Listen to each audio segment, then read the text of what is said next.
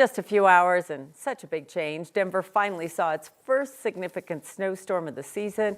City covered in snow by noon today. We got several inches of snow, making it, well, a slick commute this morning. And when Kim says slick, she means slick. North Metro Fire sent us this video of Highway 36, which is right near Broomfield this afternoon. The agency says it responded to 4 crashes between midnight and noon. Thankfully, in all of that, there were no injuries reported. And thank you for joining us at 5. I'm Phil Lipoff. And I'm Kim Christensen. The foothills saw most of the snow today, and that's where we find our weather impact team meteorologist Corey Reppenhagen. Corey, you've been out in Genesee all day. How's it looking now? Is it still coming down a little?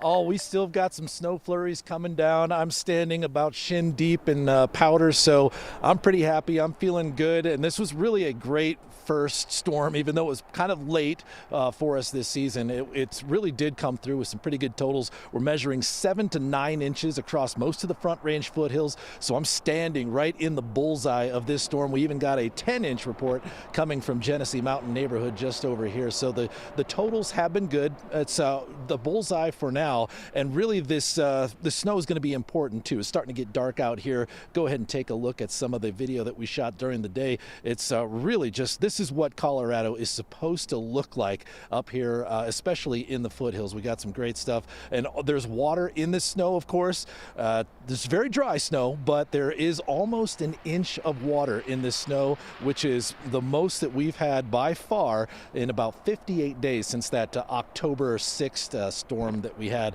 And now this snow is just giving us one last push of flurries here. Probably be wrapping up here in the next hour or two, but it's moving south. I mentioned that we are the bullseye for now. As this storm goes down south, we're probably going to see those snow totals in places like Rye and La Vida Pass down there in the Sangre de Cristo range. Probably going to surpass our totals, Kathy, as that storm moves out of there. But, oh, man, we are just happy as can be up here in the foothills with this storm.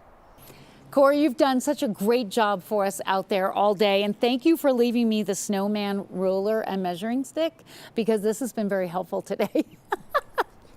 Are you missing it? No, that one's yours. I've got my own yardstick up here. I was hoping to get some 12-inch measurements, but that'll come. I know. I think it will. We're seeing about over 6 inches of snow here in the 9 News backyard outside the studios, and the snow is still falling. So waiting for that snow to ramp down over the next hour or so. Let's go outside. And we have really decent roadways right now, but they are wet. And as the temperatures fall tonight, they will become icy. Visibility is a bit of an issue as well. People are moving slow. Denver, 6.5 inches, 9 in Arvada, Genesee with over 10, about 7 in Boulder and Evergreen.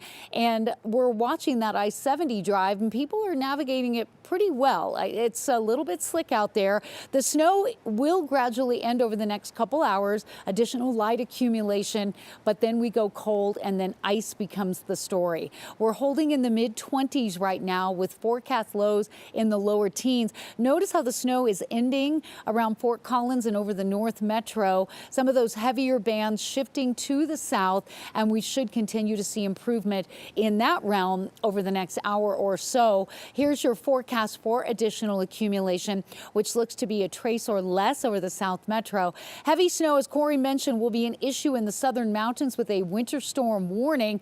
The winter weather advisory canceled for Fort Collins continues for Boulder, Denver, Castle Rock through 6 o'clock, as does the weather impact alert. But you'll notice the snow basically comes to an end by at least 8 o'clock tonight. Big story will then become the temperatures and a difficult drive again tomorrow because of the cold and ice. More on the timing and impact coming up.